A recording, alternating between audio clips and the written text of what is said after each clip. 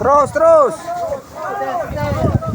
Saudaraku, kebakaran hebat melanda 2 unit rumah di Desa Pilar, Kecamatan Rusip Antara, Kabupaten Aceh Tengah pada Jumat 5 Desember 2025 sekitar pukul 11 waktu Indonesia Barat. Peristiwa nahas ini mengakibatkan 2 korban jiwa yang merupakan ayah dan anak kandung. Kedua korban meninggal dunia di lokasi kejadian adalah Sulaiman 55 tahun dan putranya Fahrul Rozi bin Sulaiman 36 tahun.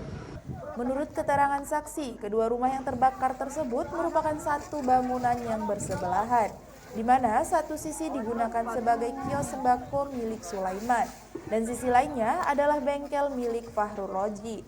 Tragedi bermula saat Sulaiman masuk ke dalam rumah untuk mengambil berkas penting yang hendak diselamatkan.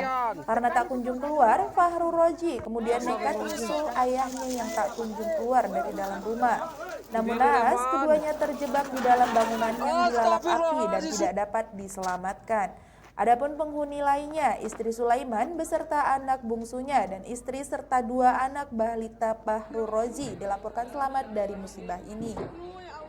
Pihak berwajib masih menyelidiki penyebab pasti kebakaran tersebut.